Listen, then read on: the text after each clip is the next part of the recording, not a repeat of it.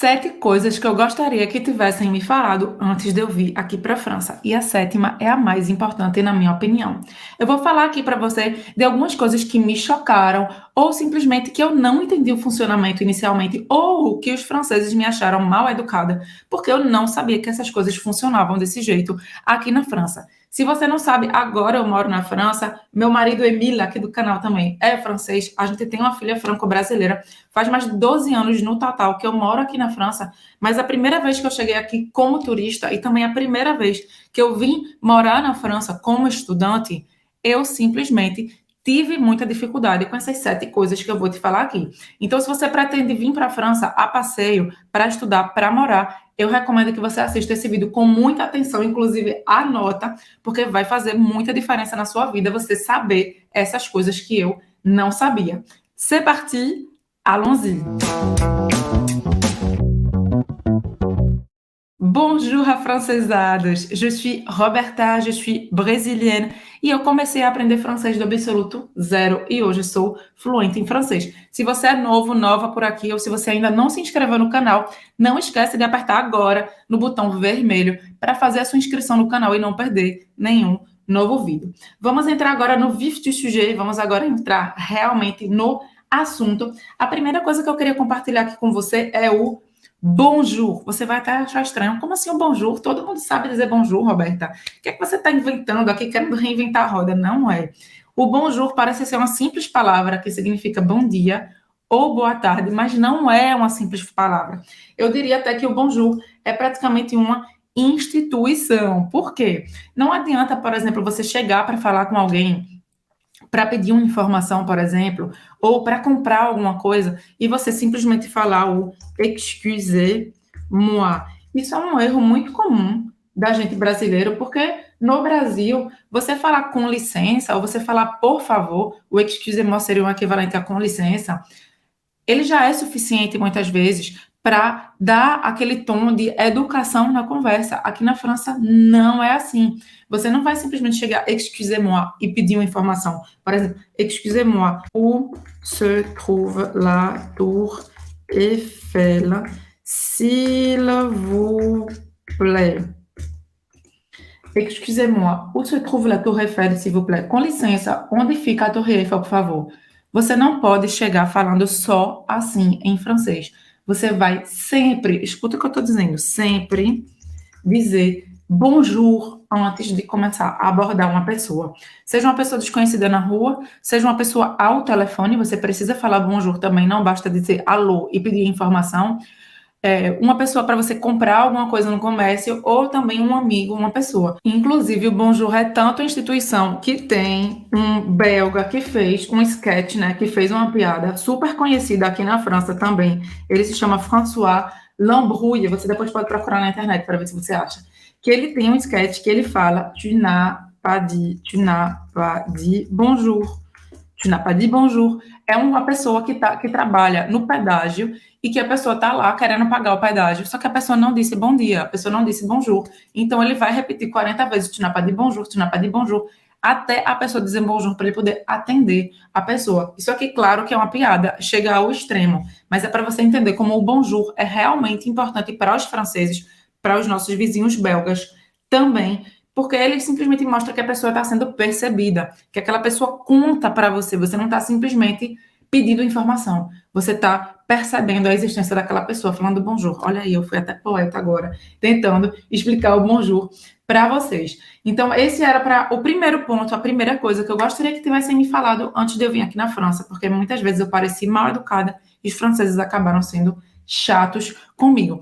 A segunda coisa que é essencial para quem vem morar aqui na França ou estudar é o que eu chamo de, é o que a gente chama aqui de le médecin traitant. O que é o médecin traitant? O médecin traitant é simplesmente o médico da família. E por que é importante? Porque é uma coisa que eu gostaria que tivesse me explicado antes. Porque no Brasil, por exemplo, você diz, ai, nossa, eu tô com um problema aqui na minha pele, sei lá, apareceu uma mancha diferente, ou apareceu alguma coisa que parece uma alergia, você diz, eu acho que eu vou no dermatologista, ou eu vou no alergologista. Você pega o seu telefone, você liga e você marca com o dermatologista, o alergologista. Aqui na França não funciona desse jeito. Você tem um médico da família, que é o seu médico, e geralmente é o médico da família, por exemplo, seu, do seu marido, seu, da sua esposa, do seu filho, se vocês morarem aqui. E você só pode ir para um médico especialista se você antes for no seu médico da família. O seu médico da família vai avaliar. Às vezes ele já consegue resolver o problema ele mesmo, se for um problema simples. E se ele decidir que é necessário você ver um especialista, aí ele vai fazer uma carta para você, uma carta para o médico especialista. Você marca no médico especialista, mas o especialista ele só vai atender você se ele tiver a carta do seu médico da família. Então, não adianta querer pular etapas e marcar com o especialista, porque às vezes a secretária nem deixa você marcar. Você precisa, às vezes, enviar já diretamente a carta, por exemplo, num sistema da internet que eles têm para eles marcarem uma consulta para você no especialista. Então, para mim, eu achei isso super confuso. Eu achava que o sistema francês não funcionava porque eu não conseguia marcar consulta no especialista, e depois eu descobri que precisava passar por esse processo. E isso eles fazem muito para não superlotar os especialistas, porque a quantidade de especialista aqui é muito pouca por habitante. Então, os médicos da família conseguem resolver 90% dos problemas quando são questões simples, por exemplo, é um eczema, sei lá, uma alergia a ácaro, é uma asma, uma coisa que é realmente corriqueira. Muitas vezes eles conseguem resolver, e se eles verem que chegou no limite deles, que precisa realmente de um especialista, eles passam a carta para você e ser atendido por um médico especialista. Vamos agora para o terceiro ponto, a terceira coisa que eu gostaria que tivessem me falado antes de eu vir aqui para a França, que é une carafe d'eau, s'il vous plaît. Anota esta frase, porque vai ser muito útil para você quando você vier aqui para a França. Une carafe d'eau, s'il vous plaît. O que significa isso? Significa simplesmente uma jarra de água, por favor. Por que uma jarra de água, por favor?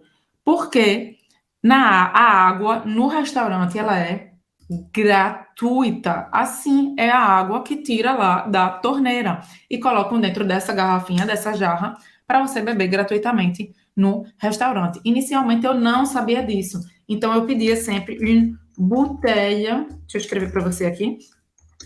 Eu pedia sempre une bouteille d'eau. Une bouteille d'eau, s'il vous plaît. E a bouteille d'eau, une bouteille d'eau é uma garrafa de água. Então, é a garrafa industrializada que você compra e paga.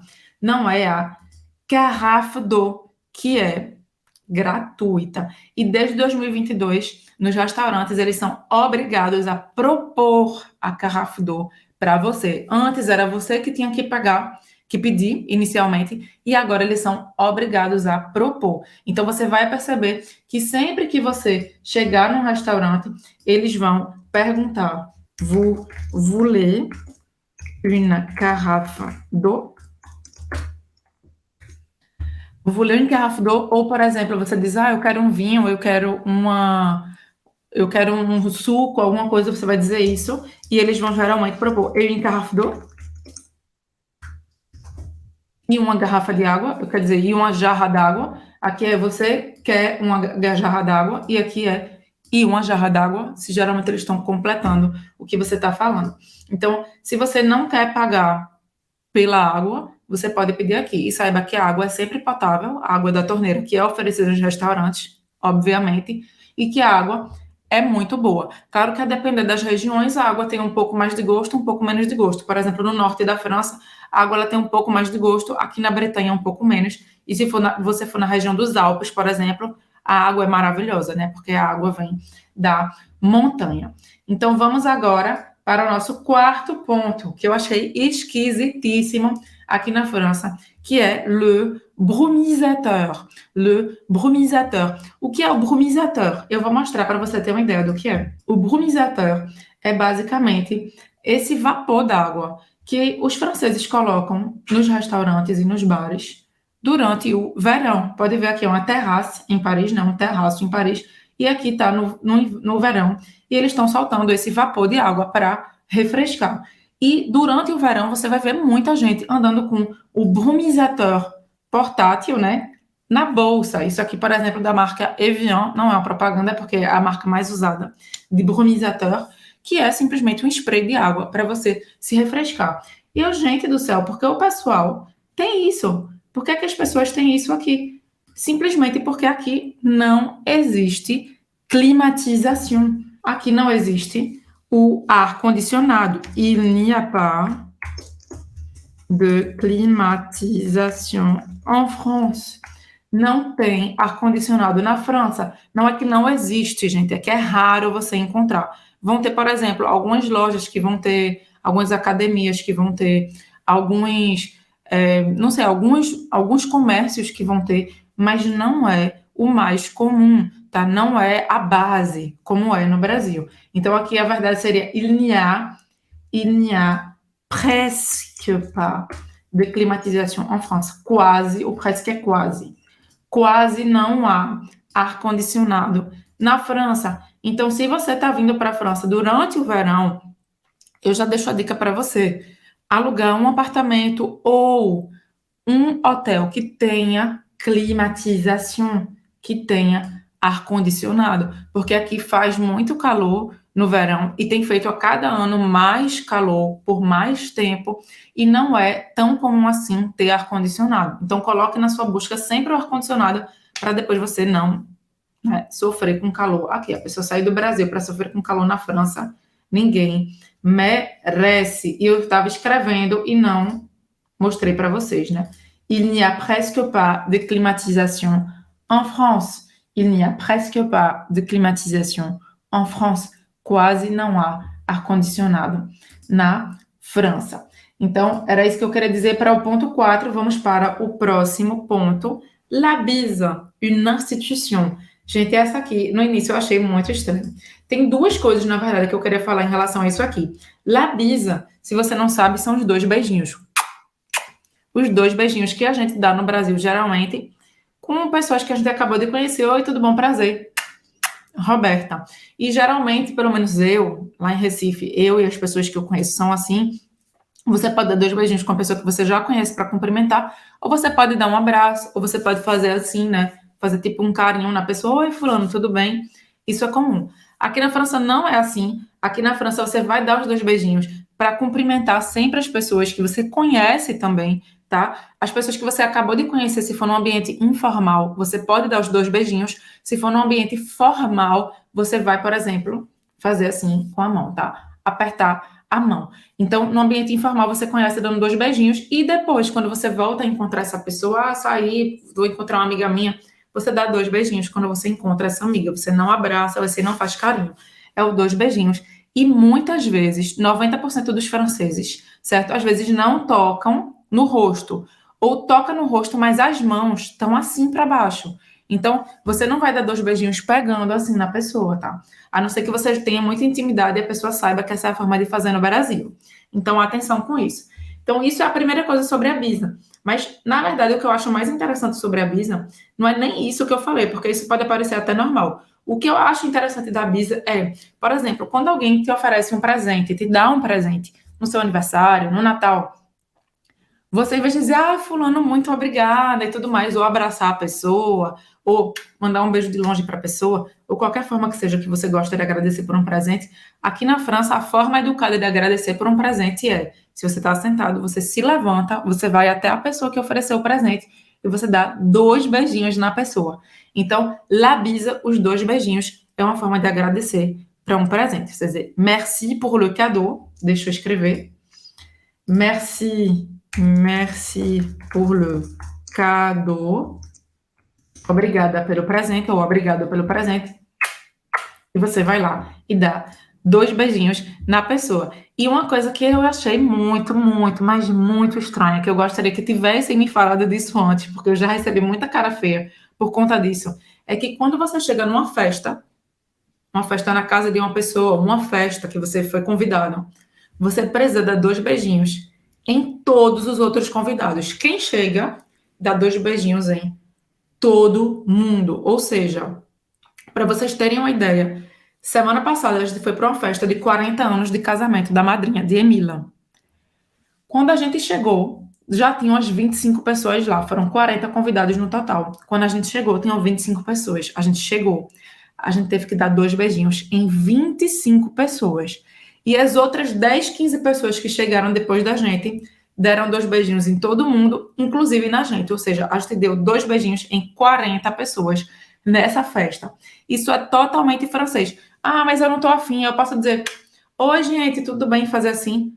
Poder pode, mas o mais comum e o mais educado é você dar 2 beijinhos em todo mundo. É você estar considerando e se apresentando para aquelas pessoas, quem você é, o que você está fazendo ali, dá 2 beijinhos, diz o seu nome. Então, isso eu achei muito estranho, porque você está numa festa com 40 pessoas, dá 42 beijinhos. Gente, é metade da festa dando beijinho no pessoal. Mas, enfim, isso é totalmente francês. O sexto ponto que eu queria falar sobre com você aqui nesse vídeo é a respeito do le repas à la française, a refeição à francesa. Eu vou dizer uma coisa, a primeira vez que eu fui convidada foi mais especificamente na casa da mãe de Emilian e do padrasto de Emilian. Eu fui convidada para conhecer, né, a família dele. Eu não sabia que a refeição francesa era assim. E o que aconteceu foi que eu passei mal, eu quase vomitei no fim da noite, certo? Eu vou te explicar agora exatamente como funciona, para se você for convidado para uma refeição em família, uma refeição, digamos, oficial, Natal, ou para conhecer a família de alguém, aniversário de alguém, para você entender que geralmente é assim que funciona. Como é o repas à la française? Eu vou escrever para vocês saberem. O repas à la française, ele é composto de 5 etapas. Gente, são 5 etapas, atenção, hein? A primeira etapa, daria para fazer uma aula só sobre isso. A primeira etapa é l'apéro. L'apéro. L'apéro, que é o aperitivo. O aperitivo é quando você vai começar bebendo um pouco de álcool e comendo algumas coisinhas. Geralmente é um queijinho, um vinhozinho, charcuterie.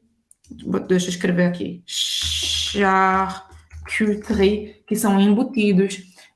Às vezes você vai ter o que eles chamam aqui de petit four. Petit four, que é como se fossem algumas coisinhas salgadas que você coloca no forno para comer. Pode ser, por exemplo, uma mini quiche, umas coisas assim. Então, isso é o apéro. Você vai fazer isso geralmente tomando uma cerveja, tomando um champanhe, tomando qualquer coisa ali para o aperitivo. Tem várias coisas que podem ser tomadas no aperitivo. Daria uma aula inteira só sobre o apéro. Inclusive, tem uma aula aqui também no YouTube sobre isso. O segundo ponto, depois do apéro, é l'entrée. Deixa eu escrever direitinho. L'entrée. L'entrée, que é a entrada. O terceiro ponto é... Eita, faltou o aqui. O terceiro ponto é le plat principal.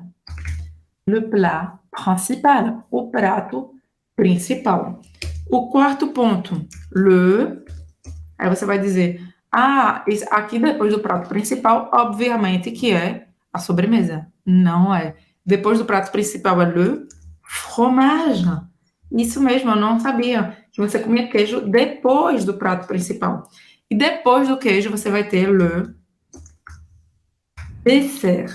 Então, imagina só que quando eu cheguei na casa da minha sogra pela primeira vez, começou o apéro, e às vezes tem o que eles chamam de apéro dînatoire,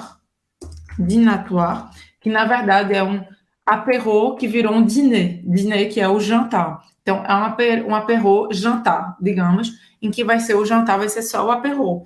Eu achei que fosse assim, que a gente fosse comer petit four, que a gente fosse comer charcuterie, um queijo, uma coisa. Eles ofereceram até pedaços de pizza nesse apéro. Então, um pedaço de pizza aqui, uma coisa ali. Eu achei que fosse acabar por aqui. Não era um apéro dînatoire, não era isso o jantar. Era simplesmente o apéro. Aí eu já estava de barriga cheia, porque eu achei que fosse só isso, e passamos para a entrada. Eu sem saber o que vinha para depois. Eu, gente do céu, ainda vai comer. Comi a entrada achando que era a última coisa. O prato principal. Não, agora terminou, né? Agora depois daqui vai ser só a sobremesa, e aí eu posso dizer não, né? Porque sobremesa ninguém é obrigado a comer. Não, depois veio o queijo e depois veio o dessert. Então, gente, é muita etapa, é muita etapa. Então, se você tiver na dúvida se vai ser assim ou se vai ser algo mais simples, você pode perguntar. Le repas aura combien d'étapes? Por exemplo, le repas aura combien d'étapes? Você pode perguntar isso. A refeição vai ter quantas etapas? Ou il y aura, você pode perguntar assim. Il y aura, quer dizer terá, haverá. entrada, il y aura l'entrée, il y aura le plat principal, il y aura le fromage, il y aura le dessert. Assim a pessoa vai saber que você está perguntando quais são as etapas exatas que vão ter para você poder saber o que é que você vai comer, né? Para não passar mal como eu. Então, il y aura. É assim que você vai perguntar. E o sétimo ponto, que para mim é o mais importante, porque não adianta você saber dos 6 que eu já falei e você não saber o sétimo. O sétimo é esse aqui. Je ne parle pas anglais. Não é um mito. Essa frase você vai ouvir muitos franceses falando. Eu não falo inglês. Quando eu cheguei aqui pela primeira vez, eu não falava francês, eu falava só bonjour e olhe lá. Então, eu chegava, falava, parlez-vous anglais? Você pode perguntar se a pessoa fala inglês. Eu recomendo que você chegue na França falando francês. Parlez-vous anglais? Você fala inglês. Eu recomendo que você chegue na França falando francês para nem precisar passar por esse perrengue. Os franceses vão responder, geralmente, je ne parle pas anglais. A primeira vez que eu cheguei aqui, essa frase foi a que eu mais ouvi. Simplesmente os franceses não falavam inglês, eu não conseguia me comunicar com praticamente ninguém, a não ser nos lugares mega turísticos. Por exemplo, museus super conceituados, o Louvre, o Musée d'Orsay, e aqueles restaurantes que a gente chama aqui em francês, isso é até uma dica para você, que a gente chama aqui de attrape, eu estou anotando e vou mostrar para você. Attrape touriste. Os attrape touristes são simplesmente aqueles restaurantes turistão. O restaurante que nenhum local vai, que é um restaurante que é caro e que a qualidade da comida é péssima para, digamos, o normal daquela cidade. Então, eu só conseguia me comunicar nos attrape touristes. Geralmente, os restaurantes attrape touristes são aquelas que o pessoal já vai abordar você, o pessoal sai do restaurante, aborda você na rua, fala com você em inglês, tem aquele cardápio com 10 línguas diferentes. Se for isso aí, realmente, fuja, porque esses restaurantes não são bons, tá? Já fica aqui mais uma dica. Então, geralmente, eu só conseguia me comunicar nesses lugares, porque eu não falava francês. E quando eu fosse num restaurante de verdade, que só tinha o cardápio em francês, que os garçons só falavam em francês, eu não conseguia me comunicar. Então, eu não consegui ter a primeira vez que eu venho aqui para a França uma experiência realmente autêntica. Eu só consegui conhecer a França de verdade quando eu comecei a falar francês, quando eu comecei a ousar falar francês. Então, a minha dica para você é, se você vier aqui para a França, seja por turismo, seja para morar, para estudar, venha já falando francês, porque você vai viver a França autêntica, você vai poder realmente se comunicar com as pessoas e mergulhar na cultura francesa de verdade. Era isso que eu tinha para falar para você aqui hoje. E, claro, se você quer aprender o francês da vida real para conseguir se comunicar com os franceses com naturalidade, não passar perrengue, porque os franceses não falam inglês e muito menos português, eu te convido a participar do mini curso gratuito de francês da vida real.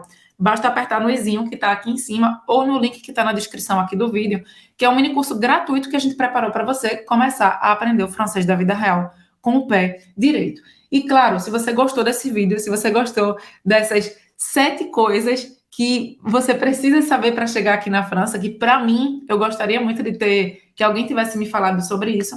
Se você gostou desse vídeo, não esqueça de deixar o seu gema aqui embaixo, o seu like aqui embaixo, para eu saber que você gosta desse tipo de conteúdo mais cultural aqui no canal. E a gente se vê, obviamente, no próximo vídeo. Salut, à très bientôt!